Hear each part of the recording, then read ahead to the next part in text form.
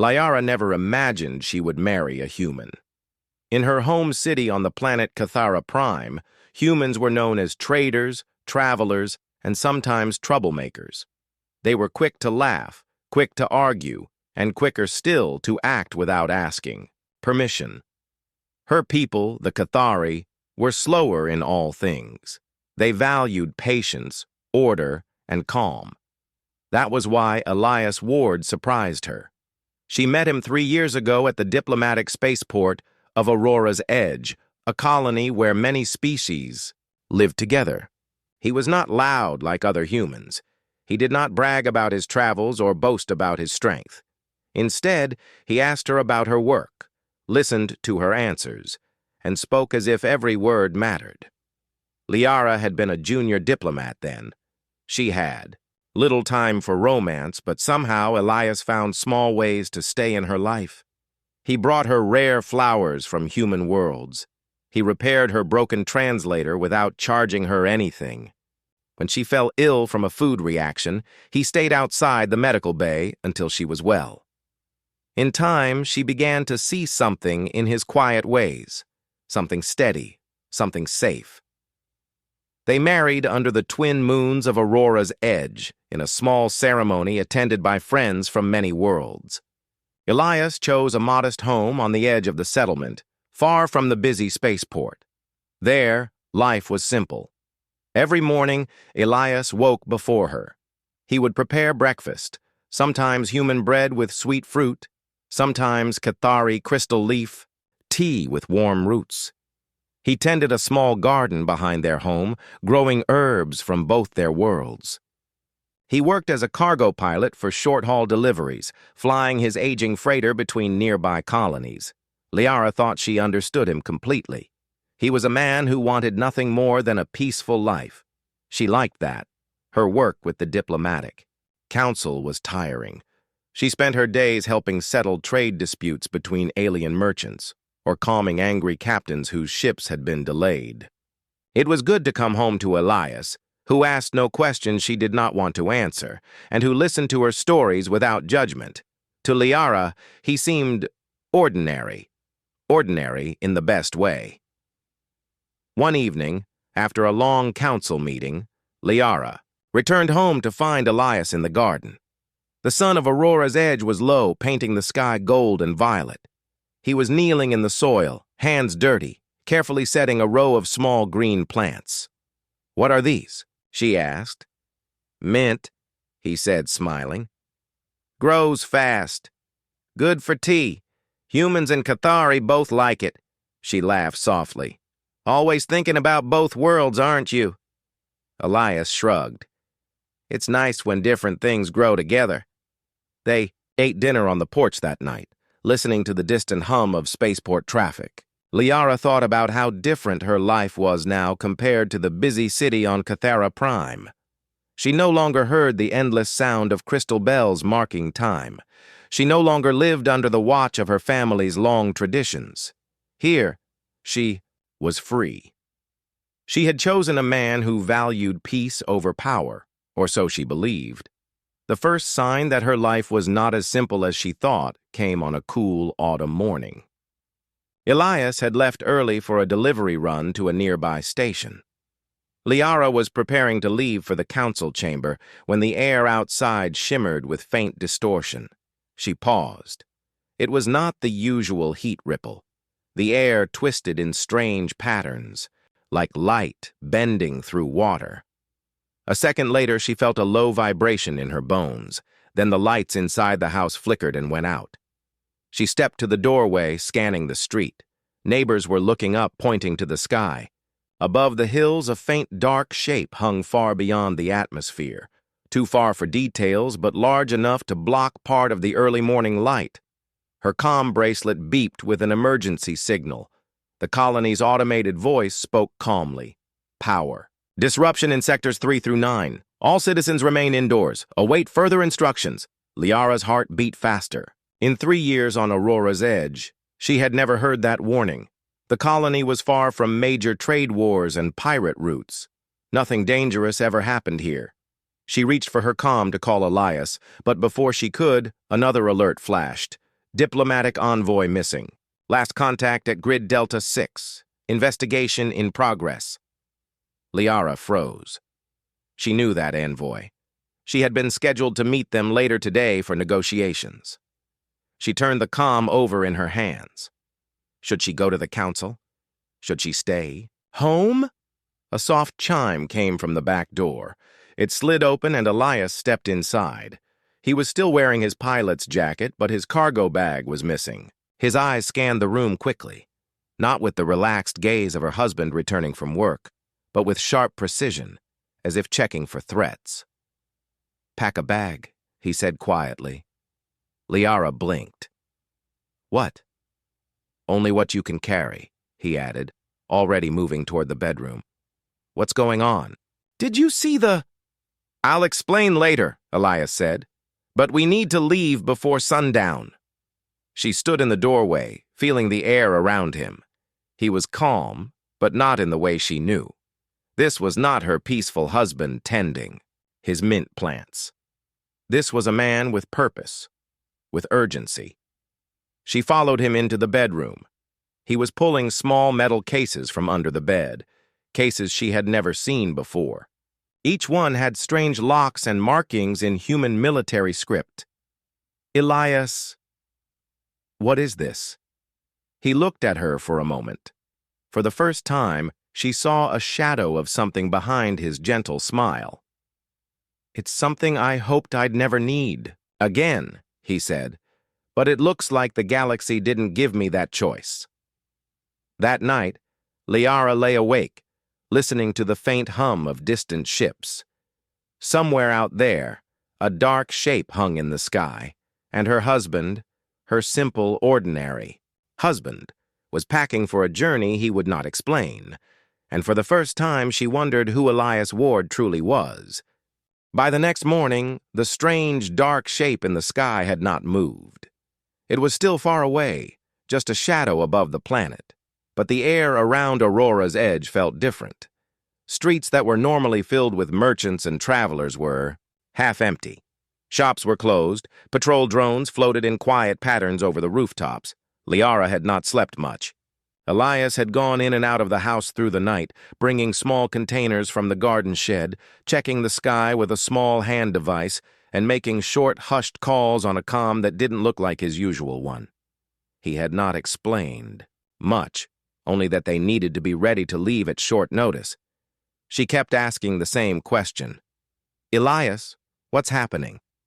But his answers were always the same. "Something I hoped would never happen here." And then he would go back to whatever he was doing. Around mid-morning, Liara finally left for the council chamber. Elias didn't like the idea, but she couldn't ignore her duties, especially when the emergency signals were still active. The council building was quieter than usual. Some seats were empty. Only a handful of alien representatives were present.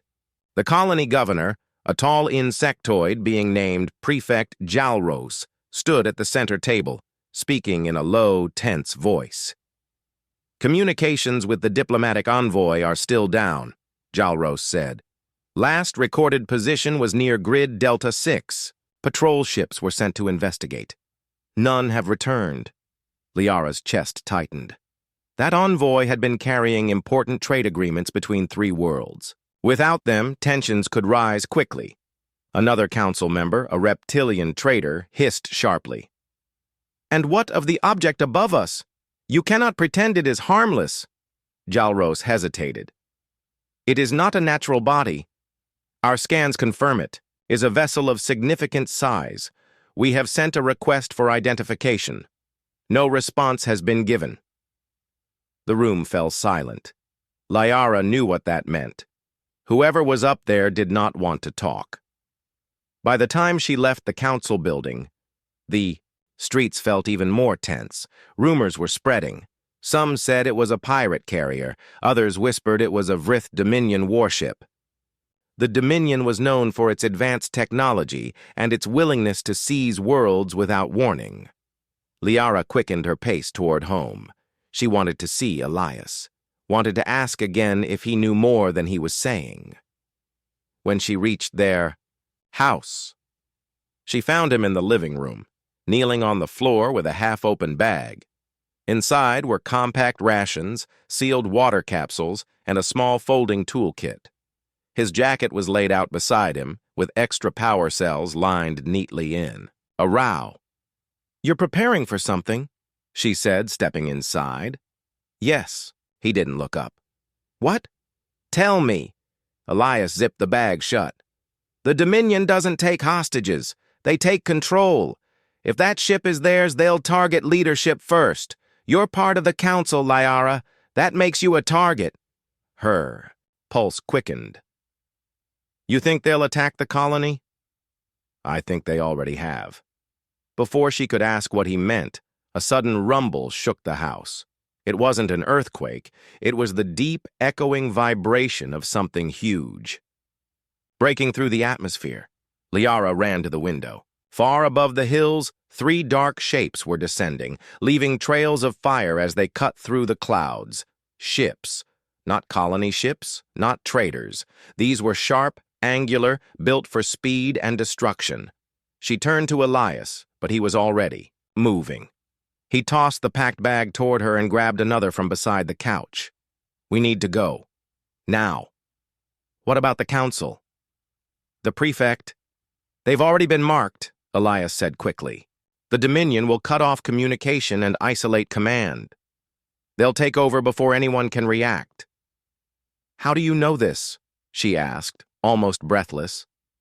Elias paused for just a second, looking at her with an expression that held something heavy, something old. "Because I've seen them do it before." They left through the back door, moving quickly down a narrow path behind their house. Elias led the way with confident steps, avoiding the main streets. Every so often, he would stop, listen, and change direction without explaining why. In the distance, sirens began to wail. The colony's automated defense systems were activating. Small aerial drones zipped through the air, heading toward the incoming ships. But as Liara glanced back, she saw the drones being destroyed in seconds. Bright flashes of light marked their end, and burning debris fell toward the city outskirts. She had worked for years to keep peace between worlds. She had thought she understood danger. But now, seeing the Dominion's ships cutting through defenses like paper, she realized how fragile her safe life had been. They moved through the lower market district, now abandoned except for a few terrified, shopkeepers locking their doors. Elias stopped at a small locked gate. He pressed a hidden panel on the wall, and the gate slid open silently. Inside was a narrow, dimly lit tunnel. Liara hesitated. "What is this place?" "Maintenance access," Elias said. "Runs under the city. The Dominion won't expect civilians to know it's here." "Do you use this often?" "Only when I need to disappear." Something in his tone made her stop asking questions. The tunnel stretched on for hundreds of meters, the air cool and slightly damp. Every sound echoed, each step, each breath. Elias moved without hesitation, as if he knew every twist and turn. Eventually, they emerged in a small storage room somewhere near the old cargo docks. Elias closed the door behind them and began setting his bag down. Liara looked at him carefully. This was not the gentleman who planted mint and made tea. This was someone else. Someone who had walked these paths long before she met him. "I want the truth," she said firmly. "Who are you, Elias?" He was silent for a moment, then slowly unzipped his jacket. Underneath, she saw the edge of a patch sewn into his shirt, an emblem she didn't recognize. "I was part of the Terran Vanguard," he said quietly. "Human infiltration unit. We worked in the shadows. We went where no one else could go. I left years ago." Liara's breath caught. The Terran Vanguard was a rumor told in whispers, a secret division that even most humans doubted existed. "Why? Didn't you tell me?" "Because I wanted this life," he said, meeting her gaze. "I wanted to be your husband, not a soldier. But the Dominion doesn't care what we want." Outside, the sound of distant explosions rolled through the air. The invasion had begun. Liara gripped the bag tighter. She had thought she married a simple human. Now she was starting to see the truth, and she was afraid of how much more there was to learn. The storage room smelled faintly of old metal and oil. A single flickering light above cast long shadows over the crates stacked against the walls. Outside, faint booms echoed through the city as the Dominion's ships drew closer. Liara stood, near the door, gripping her bag. Elias was kneeling beside a crate, unlocking it with a small device. Inside, she saw neat rows of strange tools. Some looked like they belonged in a mechanic's shop, others like compact weapons. He picked up a small scanner and slipped it into his jacket. "We'll need to move soon. The Dominion will spread across the city fast." Liara's voice was steady, though inside she felt a swirl of confusion and fear. "You said you left the Terran Vanguard? If that's true, how do you still have all of this?" "I keep certain things," Elias replied, without looking at her. "Because peace doesn't always last." She stepped closer. "You never told me who you really were. All this time I thought you were just a pilot?" Elias finally met her gaze. "That's exactly what I wanted you to think. It kept you safe." A sharp metallic noise came from somewhere above, like heavy boots hitting metal. Elias froze, tilting his head. He turned off the flickering light with a quick flick of his hand, plunging them into dim shadow. Liara held her breath. Faintly, they could hear voices speaking in a language she didn't recognize. Harsh, clipped, and mechanical. The sound moved slowly across the floor above them. Then there was silence. Elias waited another full minute before turning the light back on. "Patrol," he said simply. "They're mapping the area. We'll take a different route." "You make it sound like you've done this before," Liara said quietly. "I have." They left the storage room through another side tunnel. This one sloped downward, the walls narrowing until they were moving single file. The air grew colder. After several minutes, they reached an opening covered by a heavy grate. Elias pulled it aside carefully and gestured for her to look. They were beneath one of the main streets. Through the gaps in the street panels above, Liara saw Dominion soldiers, tall, armored, their movements precise and fast. Each carried a weapon shaped like a curved blade attached to a rifle. "They don't look like pirates," Liara whispered. "They're not," Elias said. "These are ground enforcers. Once they lock down the city center, they'll broadcast a message claiming the colony is now under Dominion protection. They'll control trade, water, power, everything." Liara's jaw tightened. "And you think we can stop them?" "We can slow them, long enough for others to get out." They moved on, taking narrow passages that twisted beneath the city. Elias moved like someone following a map in his head, stopping only when he needed to check his scanner. Finally, they emerged in a quiet maintenance station near the colony's old power grid. Elias crouched beside a control panel, removing a cover plate. Inside were bundles of thick cables. "What are you doing?" Liara asked. "Creating problems for them," Elias said with a faint smile. "The Dominion relies on predictable systems. If we break those patterns, they have to waste time fixing them. Every minute they spend looking for solutions is a minute we can use." She watched as he worked quickly, connecting small devices to the cables. They didn't look like explosives, more like clusters of strange metal plates with blinking lights. "This won't hurt anyone," he said, as if reading her thoughts. "It'll just send false signals through the grid. Make them think there are more defenses than there really are." When he finished, they left the power station and made their way toward the eastern edge of the city. From there, Liara could see the smoke rising from the central district. Small resistance drones zipped through the air only to be destroyed. In bright flashes by Dominion weapons, Elias stopped beside an abandoned freight depot. He opened his comm device and spoke in a low voice. "Shadow 1 to Weaver. East sector ready. You have 30 minutes. Liara frowned. "Who is Weaver?" "An old friend," Elias said. She's helping coordinate the people still willing to fight. You have a whole network here? Liara asked, surprised. Not a network, Elias said as he began walking again. Just a few people who still believe this place is worth protecting. As they approached another narrow alley, they heard footsteps ahead.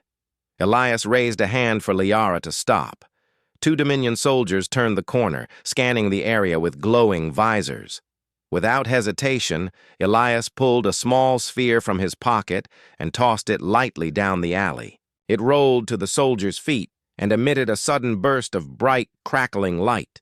The soldiers staggered, weapons lowering. Elias moved fast, pulling Liara behind him as they slipped past into another side passage. What was that? She asked once they were clear. Pulse flare, he said. Blinds their visor sensors for 20 seconds. No harm done, just confusion. She stared at him. You've planned for everything, haven't you? No one can plan for everything, Elias said. But you can be ready for most things. They finally stopped in a quiet district, on the outskirts, where old storage containers formed narrow corridors. Elias led her to one in the far corner and opened it. Inside was a small hideout, stocked with water, ration packs, and a few blankets. Liara stepped inside slowly. How long have you kept this here? Since we moved to Aurora's edge, he admitted. I hoped we'd never use it. She sat down on one of the crates, looking at him in the dim light. I don't understand you, Elias. You were always so ordinary. You fixed ships, planted herbs, made tea. And now I see this other side of you, a soldier, a strategist. Which one is real? He crouched in front of her. Both. I'm the man who loves a quiet life, but I'm also the man who knows how to fight when that life is threatened. Outside, the distant sound of engines grew louder. The Dominion was spreading across the colony. Elias checked his scanner one more time, then met her eyes. Rest, while you can, he said. Tomorrow, we start making their lives very difficult. Liara didn't know what he meant exactly, but for the first time since the invasion began, she felt a small spark of hope. Her husband might not be a simple human after all. By morning, the colony looked different. From the hideout, Liara could see faint smoke curling into the sky. Distant thuds marked where the Dominion was tightening its hold. Their patrols were everywhere, tall, armored soldiers moving in groups, scanning streets, knocking on doors. The colony's automated announcements had been replaced with a cold, metallic voice declaring, Aurora's edge is now under the protection of the Vrith Dominion. All citizens remain in assigned sectors. To Liara, it sounded less like protection, and more like ownership. Elias was already awake, sitting at the small metal table in the hideout with a worn map of the city spread in front of him. He had drawn lines in red ink marking streets, tunnels, and what looked like supply routes. What is all this? She asked, stepping closer. Pressure points, Elias said simply. Places where we can slow them down. Liara frowned. We? You mean you're going to fight them? I mean, I'm going to make it as hard as possible for them to hold this colony, Elias said. Direct battle isn't the answer. They have better weapons, more soldiers, but they can't predict humans the way they can predict most armies. He, began explaining his plan. They would use the colony's own layout against the Dominion, turning alleys into choke points, utility tunnels into traps, abandoned buildings into distractions. Think of it like playing a game of puzzles, Elias said, tapping the map. Every move they make, we give them a wrong answer to follow. And you've done this before? Liara asked. Many times, he said, his tone quiet but certain. Their first stop was the old water recycling plant. It had been shut down years ago when a newer system was built, but the building still connected to the colony's central water network. Inside, the air was damp and smelled faintly of rust. Elias led her through narrow walkways over deep tanks, finally stopping at a control panel covered in dust.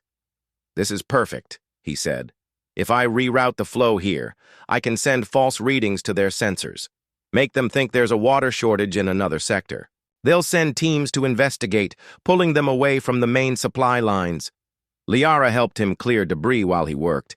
She was not used to crawling under pipes or holding tools for someone else, but she found herself doing exactly what he asked, partly because there was no one else to help, and partly because she was starting to see how quickly he thought.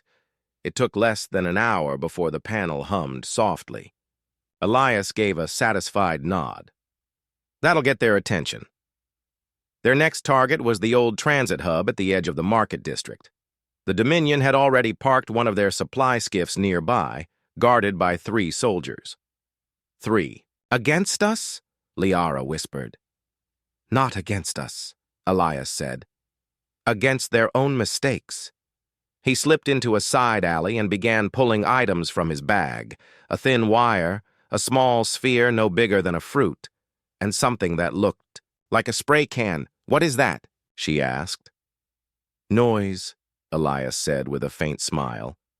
"The kind their sensors hate." He crawled through a narrow gap between crates and placed the sphere near a vent at the back of the skiff. Then he sprayed the metal with a fine mist. Moments later, a sharp, high-pitched sound began to hum from inside the vent. The soldiers immediately turned toward it, their visors flickering as they tried to adjust. While they were distracted, Elias cut the securing clamps on a nearby stack of cargo. With a gentle push, the heavy crates toppled over, blocking the main street and forcing the soldiers to call for backup. By the time more Dominion troops arrived, Elias and Liara were already gone, leaving the skiff stuck in place. Over the next 2 days, they moved constantly. Sometimes Elias planted small devices to scramble signals.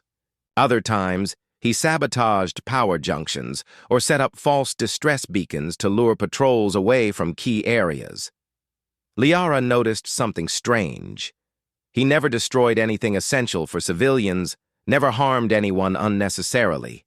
His traps were meant to confuse, not kill. One evening, as they hid in the shadows of a collapsed market stall, Liara asked, "Why not attack them directly?" "Isn't that faster?" Elias shook his head. "The Dominion wants direct fights. That's where they win. Humans, we're good at finding ways to fight without fighting. We adapt. We make them guess wrong until they're chasing shadows." But not all missions went smoothly. On the 4th day, while moving through the old industrial quarter, they stumbled upon a Dominion patrol sooner than expected.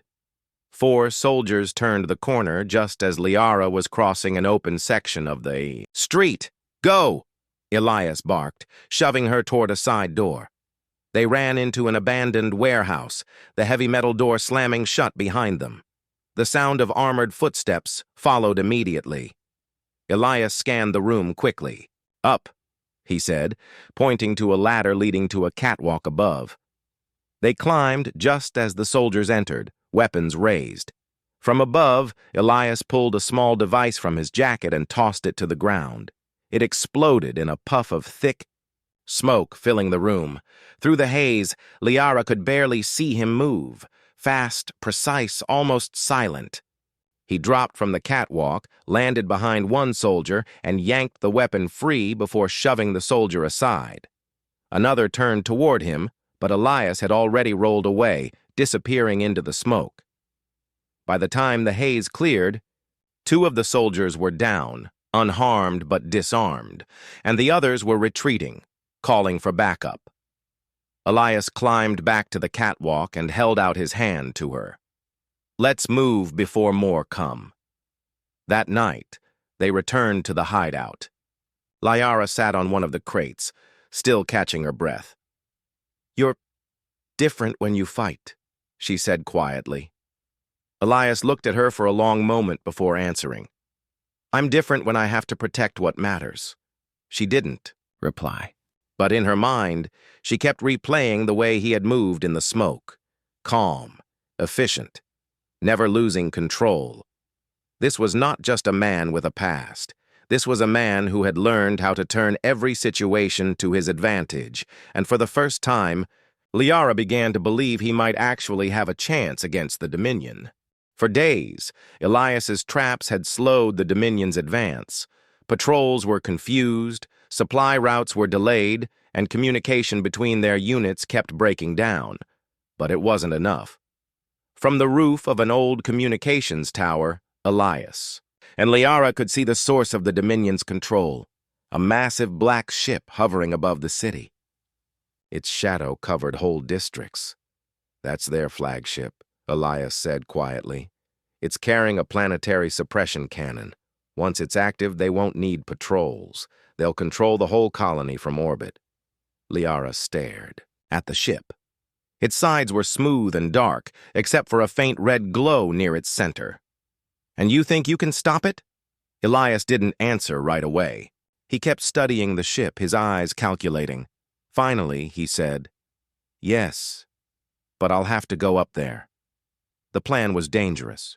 Reach the flagship, disable its control systems, and get out before they realized it was one man. Elias didn't have a fleet or an army. He only had his skill, his tools, and his ability to make the Dominion believe they were fighting far more than a single human. They moved at night, slipping through the city's shadows to an old cargo launch platform. Dominion guards patrolled nearby, but Elias had studied their timing. He and Liara waited until a supply skiff arrived, its bay doors open. "Stay here," Elias whispered. "No," Liara said firmly. "If you think I'm going to watch from the ground, you don't know me as well as you think." Elias gave a small smile. "All right, but once we're in, you follow my lead." They slipped inside the skiff just as it began loading cargo. Elias placed a small jammer on the control panel, causing the loading crew's scanners to glitch. While they tried to fix the issue, Elias and Liara hid behind the stacked crates. The ride up was silent, except for the hum of the engines. Through a small gap between crates, Liara saw the city growing smaller beneath them until the flagship filled the view, a giant dark wall of metal stretching farther than her eyes could follow. The skiff docked with a low hiss. Dominion crew moved in precise patterns, their boots clanging on the metal floor. Elias leaned close to her ear. "We're in. Now we disappear." He moved like a shadow, slipping between equipment and crates, guiding her through maintenance. Corridors. Every time they reached a checkpoint, Elias would pull some small device from his bag, sometimes a simple card to open a locked door, sometimes a tool that created a short burst of static to confuse sensors. "What exactly are we looking for?" Liara whispered. "The control hub for the suppression cannon," Elias said. "Once we disable it, they can't keep the colony under their thumb." They passed through a narrow service shaft and emerged in a large chamber filled with screens, cables, and a ring of glowing consoles. Dominion officers stood at each station, their focus locked on the data in front of them. Elias crouched low. "Perfect. All their attention is here. Time to make them think this ship is under a full-scale attack." From his bag, he pulled out 6 small black discs and tossed them onto the floor in different corners of the room. They stuck to the metal with a faint click. "What do those do?" Liara asked. "Confusion," he said simply. Seconds later, the discs activated, each one projecting different sounds into the room. Distant explosions, muffled voices shouting commands, the thud of heavy boots running. The Dominion officers jumped to their feet, scanning their sensors for the threat, but the noises came from everywhere at once. Elias darted forward to the main console, his fingers moving quickly over the controls. The red glow on the ship's exterior began to fade as he shut down the suppression cannon's energy feed. One officer spotted him and shouted, but before weapons could be drawn, Elias triggered a smoke burst from another device in his bag. The room filled with thick, metallic-smelling haze. "Move!" he called, grabbing Liara's hand. They ran through the corridors, the sound of alarms now echoing behind them. Elias tapped his comm as they moved. "Shadow 1 to Weaver. Flagship systems are down. Use the window while you have it." "Oi." Crackling voice replied, "Understood. The others are already moving." Liara realized with surprise there were others. Elias hadn't been fighting alone this whole time. His actions had given hidden fighters across the colony a chance to resist. They reached the skiff bay, only to find a squad of Dominion soldiers blocking the exit. Elias glanced around quickly, then spotted a row of heavy cargo clamps hanging from a crane above. Without hesitation, he fired a small grappling line at the controls. The clamps released, crashing down between them and the soldiers. The noise was deafening, but it bought them the few seconds they needed to dash aboard an unguarded skiff. Elias slammed the hatch shut and powered the engines. Liara held on to the side rail as the skiff tore free from the docking bay, racing back toward the planet's surface. From the air, they could see the change immediately. Without the suppression cannon, the Dominion's ground forces were losing their coordination. Resistance fighters were striking key positions, forcing the invaders to retreat toward their ships. "You did it," Liara said, her voice full of disbelief. Elias kept his eyes on the controls. "We did it. And now we make sure they leave for good." They landed near the outskirts of the colony, just as the flagship began to rise higher into the sky. Elias watched it for a long moment, then spoke softly. "They'll think twice before coming back here." Liara turned to him. "Elias, you could have destroyed them completely, couldn't you?" "Yes," he said without hesitation. "Then why didn't you?" He looked at her, his eyes calm. "Because victory isn't about destroying everything in your way. It's about knowing when to stop. The Dominion will remember this, and they'll remember that humans fight differently." That night, as the people of Aurora's Edge began to emerge from hiding, Elias and Liara walked quietly back to their home. The mint plants in the garden were still there, swaying gently in the evening breeze. Elias knelt to touch the soil. "Peace," he said softly. "That's still worth fighting for." And for the first time, Liara understood that his true power wasn't his skill in battle. It was his choice to protect without becoming like those he fought. The Vrith ships pulled away from Aurora's Edge, their engines glowing like angry red eyes in the distance. The sky, once filled with the roar of enemy fighters, was now silent. Smoke drifted lazily over the city, and broken towers cast long shadows in the pale afternoon light. The battle was over, but the weight of what had happened still hung in the air.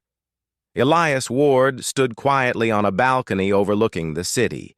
His clothes were torn, his hands dirty from the work he had done. He did not smile, even though they had won. To him, this was not a time for celebration. It was a time for counting the cost. Behind him, Liara stepped forward. Her crystalline skin caught the fading sunlight, reflecting faint colors on the cracked walls. She had seen much in her years as a diplomat, but nothing had prepared her for the last 2 days, and nothing had prepared her for the truth about her husband. "You could have told me," she said softly. Her voice carried no anger now, only wonder. Elias didn't turn right away. "If I had told you, you would have looked at me differently. I wanted a life where I was just a man, not a soldier, not a spy." Liara walked to his side, looking out at the city. "But you're more than that. You saved everyone here." "I did what I had to," Elias replied. His eyes scanned the distant horizon as if expecting the enemy to return. "That's all I've ever done. What I had to." The colony awakens, down. In the streets, people were beginning to come out of hiding. Families hugged, friends called to one another, and medics hurried to treat the wounded. The Cathari leaders stood in the main square, giving orders to rebuild defenses. Word spread quickly about the human who had turned the tide. Whispers followed Elias wherever he went. Stories of how he had slipped into the Vrith flagship, how he had shut down their fleet without destroying them, how he had turned a hopeless fight into victory. Some called him the Shadow of Terra, Others simply called him the man who outsmarted the Vrith. Elias ignored the titles. He helped lift debris, guided children to safe zones, and even repaired a broken water pump with the same care he gave to a starship engine. A visit from the council that evening, the Cathari High Council invited Elias to a meeting. Liara went with him. Inside the council hall, its crystal walls still cracked from the attack, the leaders stood to greet him. Elias Ward, the eldest counselor said, Aurora's Edge owes you a debt we cannot repay. You have done what our fleets could not. Elias shifted uncomfortably. You don't owe me anything. I didn't fight for recognition. I fought to protect my home and my wife. The council offered him a permanent position as defense advisor. It was an honorable title, one that would grant him influence and authority. But Elias refused. I came here to build a quiet life, he said. I want to go back to that, if you'll let me. You don't need me in a uniform to be safe. You need to remember that you can fight in your own way. Liara looked at him with quiet pride. He was giving up power when others would have seized it. Back to the garden. A week later, the colony was healing. Damaged buildings were repaired, markets reopened, and children laughed again in the streets. Elias had returned to his small home, with Liara. The garden, neglected during the battle, was now his focus. He knelt in the soil, planting new seedlings where the ground had been scorched. Liara joined him, her delicate hands pressing roots into the earth. You really think things can go back to the way they were? She asked. Elias smiled faintly. Not exactly, but we can choose what parts we keep. Peace is a choice. It's the hardest one to make. But it's worth it. The quiet strength. As they worked, Liara thought about everything she had learned. Elias's power wasn't just in his skills as a fighter or spy. It was in his ability to adapt, to think differently, and to inspire others to do the same. Most of all, it was in his restraint. He had the ability to destroy an entire fleet, but he had chosen a path that saved lives, even enemy ones. That was the kind of strength no weapon could match. She realized then that she had married a man unlike any other, not because he was human, but because of the choices he made. A warning from the stars one evening as the sun set over Aurora's Edge. Elias received a coded message on a small, worn device. Liara watched as he read it. His expression stayed calm, but his eyes grew sharp. What is it? She asked. The Vrith aren't done, Elias said quietly. They'll regroup, and when they come back, they won't make the same mistakes. Liara felt a chill. What will you do? He switched the device off and slipped it into his pocket. For now? Nothing. We live. We prepare. And if they come? He glanced at her with a small, knowing smile. They'll find out that humans don't make the same mistakes twice either. The man, she never knew that night, as they sat together in the garden under the stars, Liara rested her head on Elias's shoulder. She still remembered the day she had met him, a quiet, modest cargo pilot who seemed so ordinary. Now she knew the truth. Elias Ward was not ordinary. He was a man who carried the weight of battles no one had seen, who could turn fear into courage, and who could outthink the most dangerous enemies in the galaxy. And yet, here he was, planting flowers in the soil of a world he had saved. Liara smiled to herself. She had thought she married a simple human.